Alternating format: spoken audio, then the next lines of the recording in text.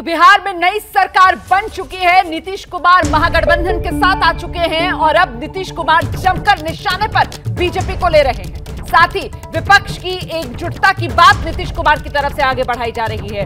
BJP को आड़े हाथों लेते हुए नीतीश ने कहा, जिसको जो बोलना है बोलने दीजिए। उपराष्ट्रपति को लेकर कभी कोई दावेदारी हमने की नहीं। और इस सब के बीच अब बीजेपी की तरफ से प्रेस कॉन्फ्रेंस की जा रही है पटना में। सीधे आपको लेकर चलते हैं बीजेपी की प्रेस कॉन्फ्रेंस। आरोप परसों उन्होंने भारतीय जनता पार्टी पर लगाया कि भारतीय जनता पार्टी जनता दल यूनाइटेड को तोड़ने का प्रयास कर रही है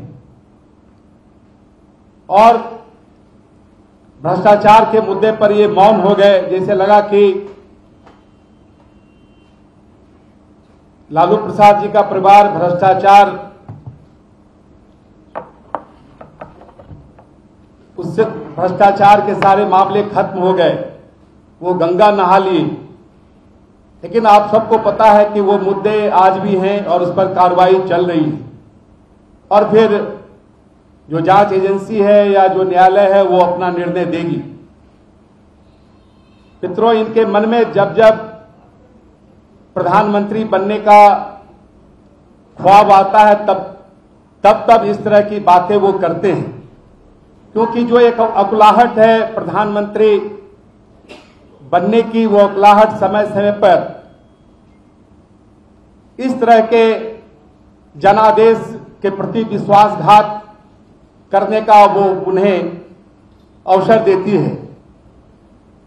कल आश्चर्य तो लगा कि राष्ट्रीय जनता दल के राष्ट्रीय अध्यक्ष ने आरोप लगाया कि जनता दल यूनाइटेड के उम्मीदवारों के खिलाफ उम्मीदवार खड़े किए गए।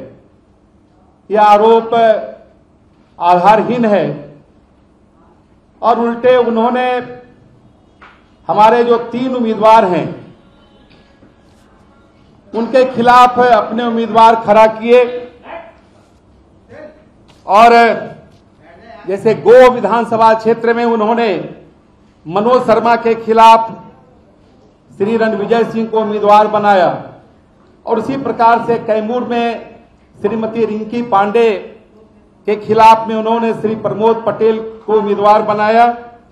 और बैकुंठपुर जो गोपालगंज जिले के अंतर्गत विधानसभा क्षेत्र है, वहां से हमारे दल के पदाधिकारी प्रदेश के उपाध्यक्ष श्री मिथिलेश तिवारी जी के खिलाफ में श्री मंजीत सिंह को उम्मीदवार बनाकर उन्हें हराने का काम किया।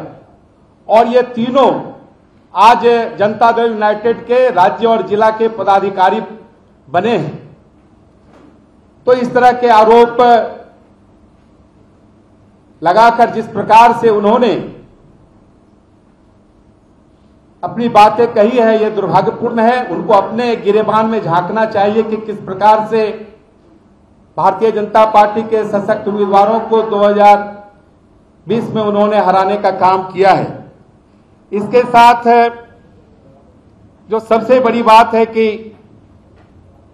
अपने महत्वाकांक्षा के लिए जिस प्रकार से उन्होंने आत्मसमर्पण किया और जिस प्रकार से लगातार वो पलटी मारते गए, आने वाले दिनों में जो बिहार के मतदाता है वो भी इनके साथ अब पलटी मारेगी।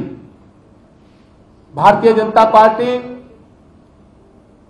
भारत के यशस्वी प्रधानमंत्री श्री नरेंद्र मोदी जी के नेतृत्व में देश के सर्वांगीण विकास की ओर सबका साथ, सबका विश्वास, सबका के अभियान पर चल रही है और लगातार केंद्र का सहयोग इस राज्य को भी मिल रहा था। लेकिन हम जिन मुद्दों को लेकर सरकार में आए, बिहार की महान जनता के साथ जो हमारा कमिटमेंट है, जो हमारी प्रतिबद्धता है, उसको अंजाम तक पहुंचाने के लिए हमें सदन से सड़क तक बिहार के विकास की बात करनी है और हम करेंगे। हम इसके लिए हमें सड़क पर भी जाना हो तो हम निश्चित तौर पर जाएंगे। सदन में जो अपनी बातें कहने का अधिकार है, उन बातों को भी पूरे मजबूती से रखने का काम करेंगे। और आने वाले दिनों में 2024 में जिस प्रकार से इन्होंने भारत के यशस्वी प्रधानमंत्री और वैश्विक स्तर पर पूरे विश्व के श्रेष्ठ नेता।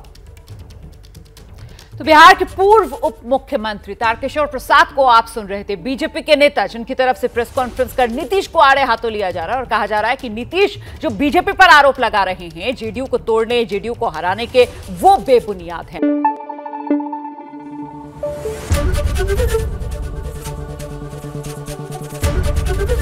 एबीपी न्यूज आपको रखे आगे।